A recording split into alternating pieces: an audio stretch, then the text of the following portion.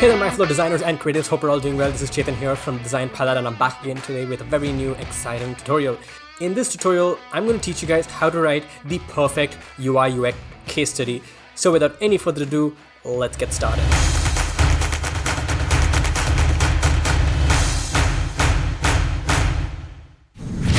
Alright, so a couple of days back, one of my followers on Instagram sent me his case study that he had recently written, and he told me to give some feedback on it and let me know whether the case study is good enough, any changes that he should make. Now, the way I'm going to go about this video is not tell you what are the things you should do. Rather, I'm going to tell you what are the things that you should not do. That way, you can prevent yourself from making similar mistakes. So all you have to do is just sit back, relax, and just keep watching the video. Pay attention to the pointers that I'm going to talk about. If you want, you can make notes or whatever. So just sit back and just keep watching the video. So first of all, this case study was made on a platform called as UXfolio, which is totally fine. I prefer to write my case studies on medium.com. I like to keep them documented over there so that anybody else can have easy access to it, not just anybody who I shared the link to. It's publicly available for anyone to read, and that's the point of having a case study, right? Anyway, so the first thing I see here is I see a mockup, which is very good. Always show your screens, whether it could be an app or a website, on your, like a hero image that you put out. People would like to see the final product, right? Don't show wireframes, don't show logos, show the actual design. One, that's pretty good. Now, the second here is that he says, don't make me think, and he says Paytm Lite. Now, for all those of you who are not from India, Paytm is like an app which you can make online transactions. You can pay for any expenses that you incur. You can even transfer to different bank accounts. You can also pay your friends also with it. So it's a multi-purpose financial payment system app. All right. Now, the first thing I see here is it says, don't make me think. But the problem with this is, first of all, everybody knows that Don't Make Me Think is the name of a book. Ideally, when you say something, the title of the case study should always be something that grabs attention. It should talk about what you did. Did you redesign something? Is this a new concept? Tell me about it. So rather than saying don't make me think, you can say making payments easier with Paytm Live, and you can say UI UX case study, or you can say redesigning the Paytm experience, or you can say something that talks about the product. Now, Paytm Lite is actually the name of the product, right? That's what you designed, and that is given totally low emphasis than this. Now, this seems to be like a tagline, which I don't think needs any importance at all. Paytm Lite is the final product that needs to be given more importance. So coming up with a really good title is very important. It's just like a thumbnail for a YouTube video.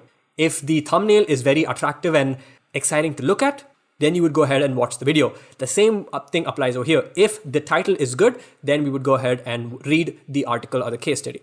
Okay, let's move forward. So how did this project start? So you've given some information about how the project started. So you said that firstly, one of my friend who generally uses Paytm to recharge told that he ended up booking the wrong train ticket. All right. So the problem that I see here is that your friend booked the wrong train ticket. All right. And secondly, when I encountered these YouTube videos on Paytm full training in Hindi, etc., etc., etc., and the sentence actually does not end appropriately. All right. So I think there's some grammatical issue, and make sure that you fix those.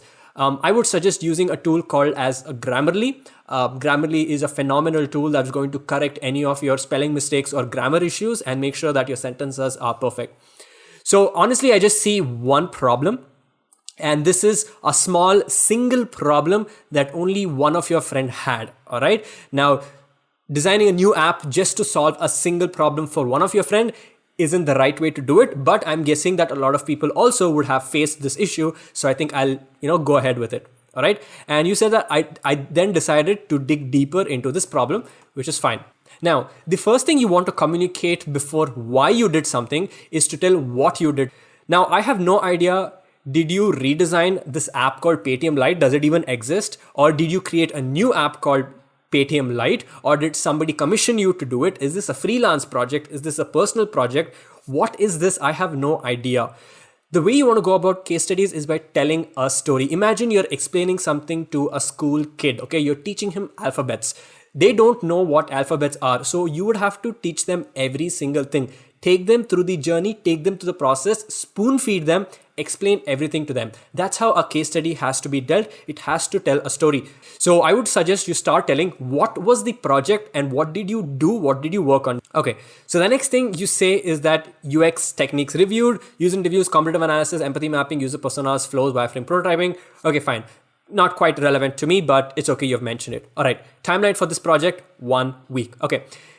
The other thing is I see that you use, in a lot of places, UX techniques used. Ideally, you don't want to use a capital letter for every word. So here you say, how did you use this project? D, T, P, and S all are in lowercase, but here T and U are in uppercase. And also here P for project. This is fine because this is a one-off case, but here don't use uppercase for each word. UX needs to be capital, T needs to be lowercase, and U needs to be lowercase, right? Okay. Personal goals, again, it's kind of like a phrase, which is fine. You can keep G in capital or you can keep G in lowercase. That's really fine. So the personal goals is to finish a project from start to finish, learn how to conduct and analyze user research, learn and apply design thinking throughout the project, and learn to use Figma for wireframes and prototypes. Totally fine. Personal goals, it's okay.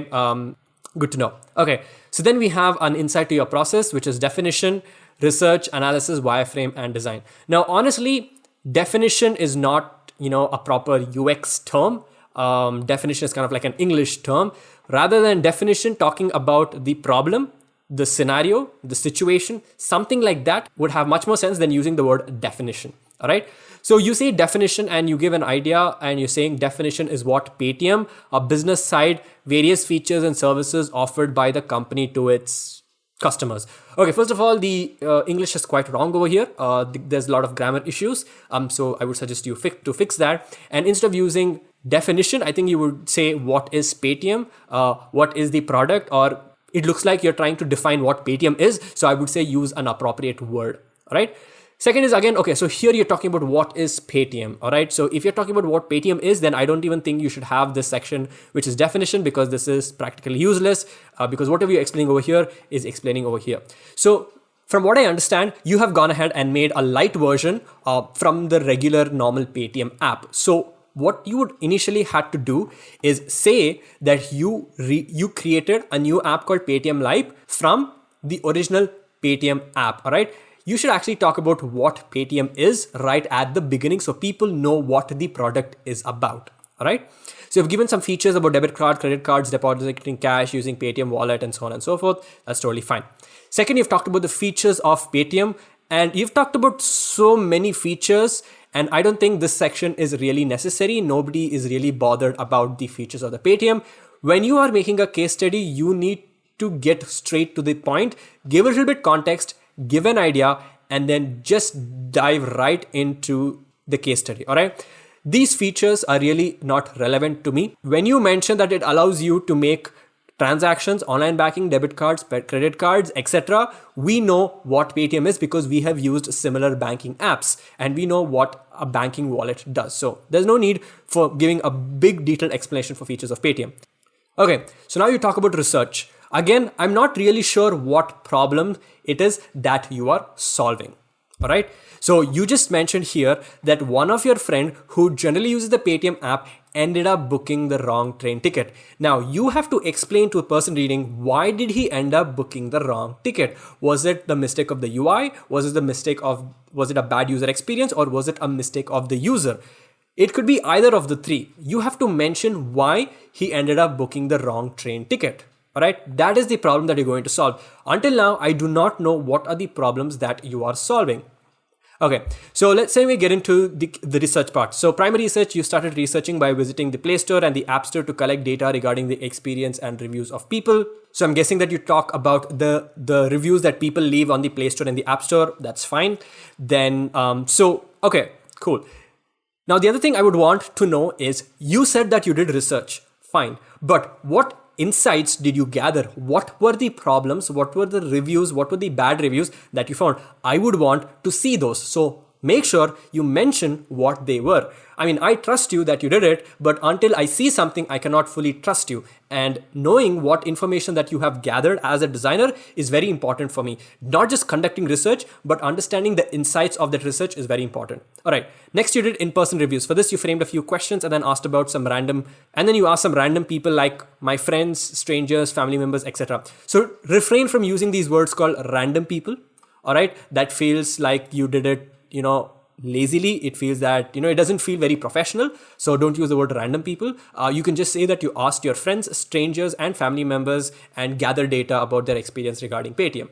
Okay, now this is something that's very important. These were the questions. Now, 90% of the people who do these interviews do the interview completely wrongly. They ask wrong questions and they frame the questions in a wrong way.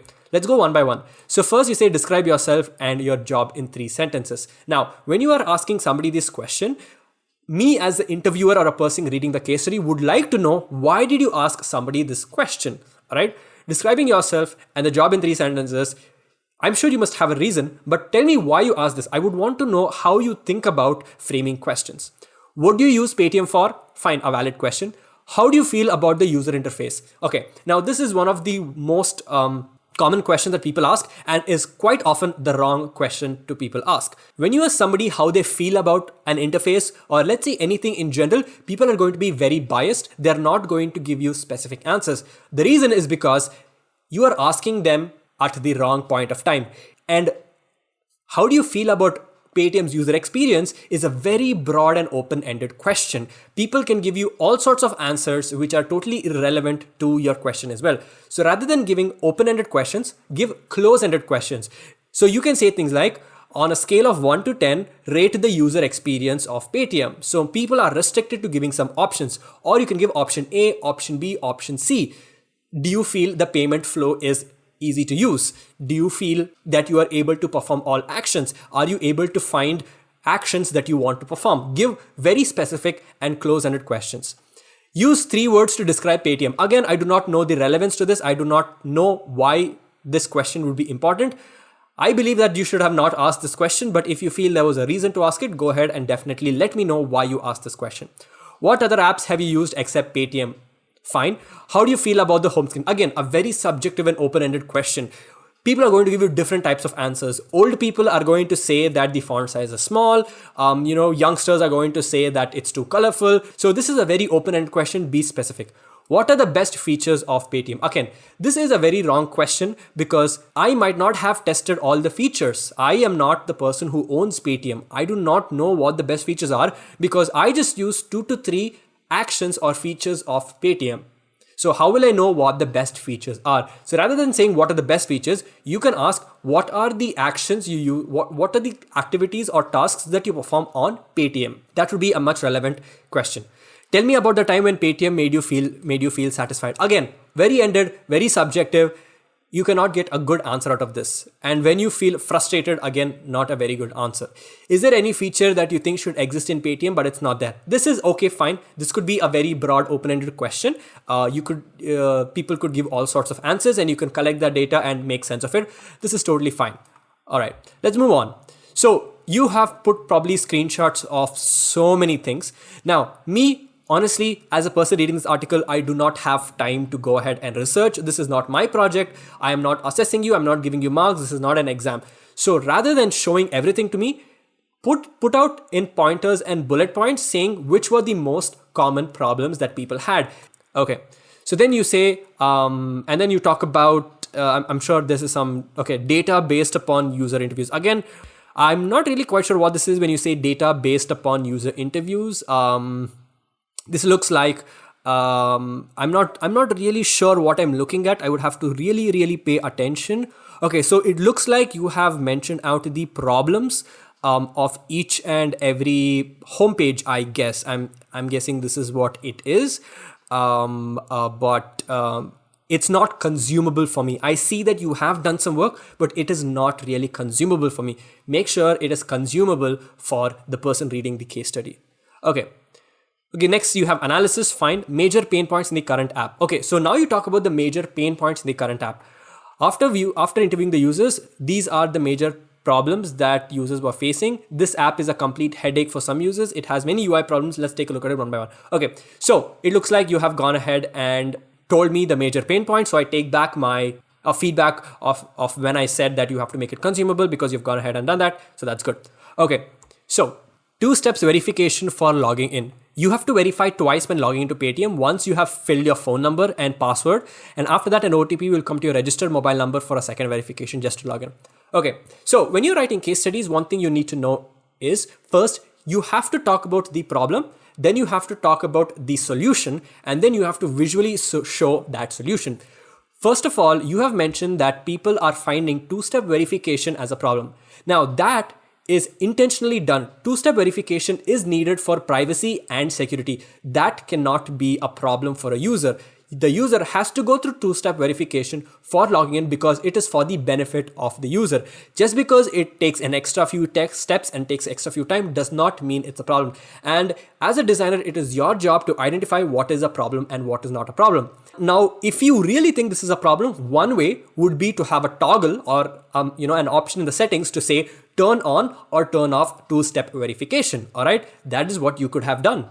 That's a very simple solution. All right, you did not have to create a new app called Paytm Lite just for that. The second thing is, when you talk about the solution, when you talk about the problem, I want to know what solution you came up with. Now, you said that this is a problem, which is totally fine, but I would like to know what the solution was. How did you solve this problem? And you have to show me with screens. All right, I would visually like to see how you came up with the solution. So talk about the problem, talk about the solution, and then visually show me what the solution was. All right. Second one, cluttered homepage user interface. Okay, so too many options are there on the homepage. Some of them are repeated. It feels like the website is converted directly to an app because there are too many options. Some options are formed into groups. Therefore, you have to put some serious effort into finding some options and repeated options. So you've given like a lot of problems with the user interface, right?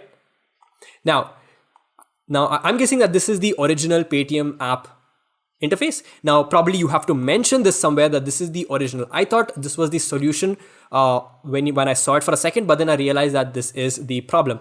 Now, when you say repeated options are there like pay or scan or any app and whatever it is, visually show me on the interface where this problem is. Draw rectangles, draw squares, use text and tell me that this is the problem, this is the problem, this is the problem. I cannot keep scrolling up and down and trying to compare this and this and this and this and this and this. All right, so it's really not. So when you're making a case study, you have to also think about the user experience of the person reading it.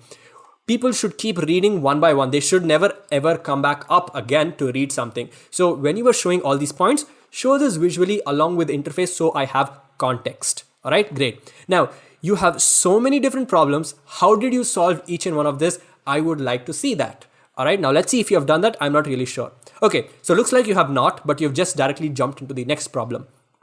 All right, so there's something called Paytm Mall and Paytm Games, which is inbuilt into the app. Paytm Mall and Paytm Games are available as 2 separate dedicated apps in the Play Store. Oh, okay, fine. These are 2 separate apps. And then they're also included in the Paytm app, which increases the size of the app, which leads to more RAM on smartphones and becomes it harder for the low-end smartphones to provide a fluid user experience to lags and so on and so forth. Now, honestly, this feels like a development issue. Just because it has more features does not increase the RAM of the smartphones, only when that feature is turned on. So let's say I open up Paytm Mall or I open up Paytm Games, that is when it's going to lead to increased usage of RAM. Just because you have it does not increase the usage of RAM. So that's one thing you want to keep in mind. Think in terms of the development aspect as well. Okay, so you're showing me Paytm Mall and Paytm Games. Fine, this image is really not useful for me because you're just showing me how the screens look and it's not adding any value to your case study. Okay, next one. Paytm using option gets ignored. Okay, I'm not really understanding what the problem is, but let me go through read. Sometimes you are in a hurry to pay someone through Paytm wallet, but when the keyboard is on by the default option is Paytm Bank. Oh my God, okay. So literally there is no full stop or a comma in the sentence. Please use Grammarly and make sure that the interface that your English sentences are good.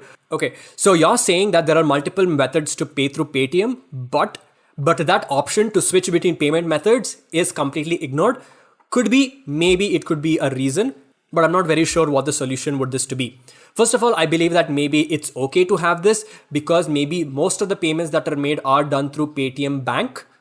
and not through any other means, but you might have to conduct a research or do some or gather more data on this before you consider this to be a real problem. Just because a few people are facing does not mean everybody faces that issue. All right. Okay, hard to reach the top. While using Paytm option on Paytm, it is hard for the user to reach on top of the screen and manually add a phone number. True, could be a problem. Maybe there is a better way to solve it. I completely agree with this. All right. Inappropriate swiping options on the top. Why will I book a bus or a hotel if I'm booking a flight? Or why will I need DTH recharge by swiping on the side while recharging my phone? These options create confusion for the user. All right. First of all, honestly, I don't believe that this is the issue because I am on the Paytm travel page, which means that if I'm on the Paytm travel page, I could travel by flights, I could travel by trains, I could travel by bus. Anything that is travel related should be on the top for me to easily access this, all right? Because I'm on the Paytm travel page. Now, if this was the Paytm flights page, then trains and bus would not be important. I feel that this is a perfect solution and this is completely needed. So I really do not feel that this is inappropriate. All right. Next is confusing payments page. Again, talk about why it is confusing. Okay. So 30% of users reported that sometimes while making a payment in a hurry, sometimes they end up paying from the wrong payment method as they have multiple options. All right. First of all, no app in the world is made to take actions immediately. All right. So when you say 30% of the users reported, 30% of how many users? All right. 100 users, 200 users, 5 users, 10 users. Give that. Because if you take 10 users and 30% of 10 is 3, that means 3 people are saying that it is confusing, which does not mean that all the rest of people in the world using this app find it confusing. So 30% cannot be justified. You have to give a number. All right. An absolute number. Okay. And just because people are in a hurry does not make it a problem. The app can be used at the pace you want. If you are in a hurry, then you should take extra precaution to solve this issue. But if you are in a hurry, you should, as a user, take extra precaution to make sure you are selecting the right payment option. Now, yes, as a designer, you can solve this issue, but ideally, this isn't really that big of a problem. Usually when people make payments, they are very cautious. They take time. They slowly make the payments. If they're in a hurry, it is their responsibility to be careful. All right. Maybe the design can help a little bit, but let's see if you have solved for that. Okay. Privacy issue. Paytm does not allow you to use screen share apps like TeamViewer. And if it does not work, and it doesn't work if it's not installed on your phone, it also takes permissions for call logs, microphones, and location. Plus, it does not allow you to take screenshots nowadays. Okay. How is this really a problem in my opinion? Why would you use screen sharing apps? Point number 1. All right. Why would you want to take screenshots? Point number 2. Because if you take screenshots, it can lead to fraud. That is the reason they have not allowed you to take screenshots, because transactions have to happen real time and they need to be validated real time. So if you made a payment to somebody and you want to show you made a payment, you would have to show at that moment in time. You are not going to send a screenshot to anybody. Okay, maybe the use cases for using screenshots do exist. I do agree, but that isn't really a big problem that needs to be solved. All right. Also, do you have data on how many people want to take screenshots? You cannot say that it is an issue unless you have a significant amount of people who call it to be an issue. All right. Great.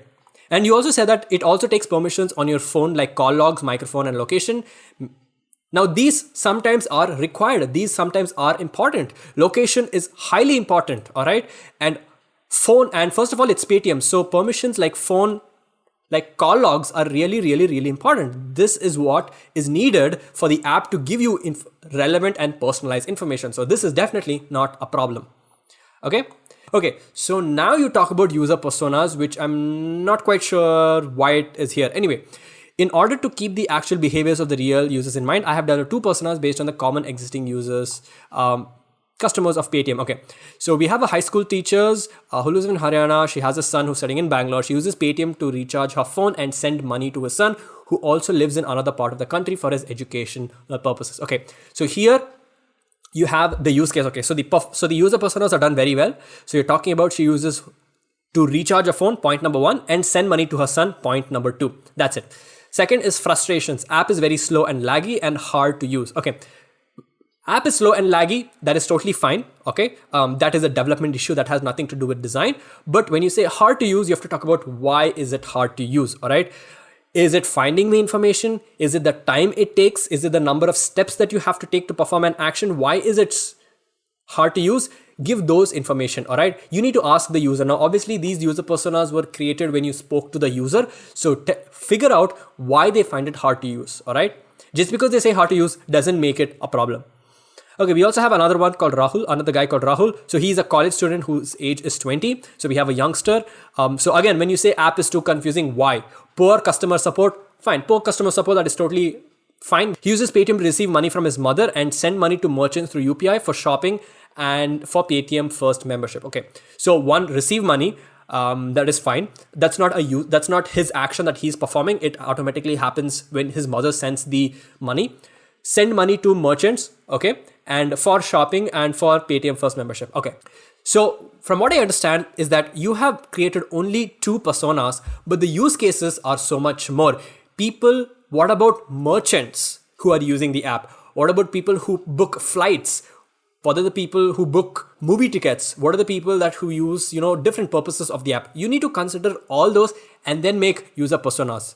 All right. So basically you need to have a persona for each and every main feature or main use case of the product. All right. So 2 will not be enough for Paytm. Information architecture. Okay. So you've gone ahead and given a brief, big information architecture, which is totally fine. Now, my question is, if you designed Paytm Lite, why did you go ahead and make the information architecture for Paytm? All right. I know that when you made Paytm Lite, you had to strip down on a lot of different navigation points, but tell me which one you stripped down and why you stripped down. It looks like you're doing a redesign of the Paytm app itself, which is not the case in your, in your case study. Anyway, so you've got even bit more, okay, old homepage information architecture and new homepage information architecture. So it looks like you redesigned the home screen, all right? So now I'm more confused. Did you redesign the Paytm app or did you build a new app called Paytm Lite? I'm really confused right now. All right.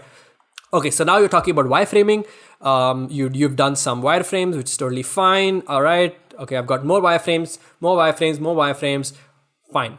Okay. Now you talk about introducing Paytm Lite, a lighter app with no extras like Paytm Mall, Paytm Games, a very clean user interface in design and keeping the major features of the app. All right, so you've done some graphic design work, totally fine. High fidelity wireframes were created based upon low fidelity wireframes. That's pretty obvious, you didn't have to say that. Okay, so homepage. The Paytm wallet is directly displayed on the homepage and the UPI balance can also be accessed with one click. Okay, now let's take a look at this. Now you are saying that this is your solution. Fine, I agree. But now in order to see what the problem was, I would all the way have to scroll. Now I would have to scroll all the way up, all right, and see the old screen, all right, which is over here, and then scroll back down and compare the new screen, all right. Now I also saw that add money, UPI transfer, and payments were 3 different actions that are most frequently used by users of this app. But if I come down to your redesign, all right, I can see that the option to pay is totally gone. The option to recharge is totally gone. How do I recharge? All right. So here you've said add money in very small text. All right. Now this looks like it's, I think 9 pixels or 8 pixels. That is too small. Never go below 12 pixels. And I believe that you need to work a little bit on your visuals, on your UI design skills as well. All right. So you've put via QR code over here. Why do you think via QR code is more important than adding money to the wallet? And you never mentioned anything about the QR code at all in the problems that you found. All right. Pay via wallet and via UPI. All right. So there you say transfer money. Totally fine. And basically, I'm not really sure what are the problems that you solved. You gave me a list of problems, but can you explain the problems, the solution, and the interface? All right. I am not able to connect anything. I just see 3 random screens. Now you said that Paytm Lite is supposed to have, a cleaner user interface, but honestly, I feel that there is still so much clutter. I feel this is as cluttered as the original user interface. And so this is definitely does not feel like a clean user interface. All right. So the purpose of creating a clean user interface has been destroyed because this is really not that clean. I would wanted it to be even more minimal. All right. So, and then I have 3 different screens. I have no idea what you're talking to me. I have no idea what is it that you're really explaining. Money can be transferred through QR code, wallet to wallet or UPI. You just explain the features one by one. You're not telling me which problem that you solved. All right. People can directly access cash offers history, and customer care. All right. So order history, offers, and cashback. Okay, cashback and offers, I'm not really sure how important it is. Order history and customer care might be important. So that is totally fine. All right. And show me how you have made it accessible. How can they directly access it? I really have to spend so much time figuring out where it is. All right. So cashback is a tab. All right. And then you have orders and customer care. Okay. Let's actually look at the original app and let's see what tabs that they have used. All right. So they have used shop. They have used scan with QR code. They have used bank and inbox. Okay. So now you have replaced all these with new tabs. Now you have to justify why do you feel that removing shop and removing inbox made sense. Now I do understand that you are trying to make the app light, so you would remove the shop experience. So you have to actually communicate that, saying that I removed the shop tab because it was not needed in the Paytm Lite version. All right. Explain your design decisions. All right. Side navigation includes wallet settings like app, UPI settings, primary account, etc. Now, this is not solving any problem. It is just a screen. So I would totally ignore this. Second is the payments page. The division is made based on the wallet, UPI cards, and net banking. All right. Now, I will not know whether this is a good solution unless I see the old design. I would have to compare the new design and the old design. So always show them side by side, hand in hand. All right. So looks like you've just designed like 2-3 screens, but you have mentioned so many problems and you have not communicated how the solutions, the problems were solved. All right. So that context and that connection is really, really missing. Okay. So there's a prototype over here. I'm not going to go through it. So what you could have done better, more usability tests with users.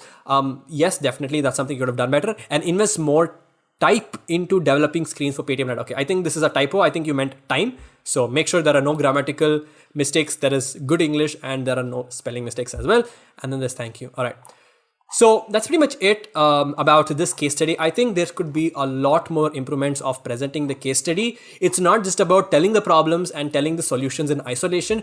Everything has to be connected. Everything has to be together. That's how you tell a story. That's how you communicate, and that's how you make the person reading the case study happy and understand your design process. So that's pretty much it for this video, guys. Thank you guys so much for watching. Hope you guys really enjoyed it. If you did, let me know in the comment sections down below.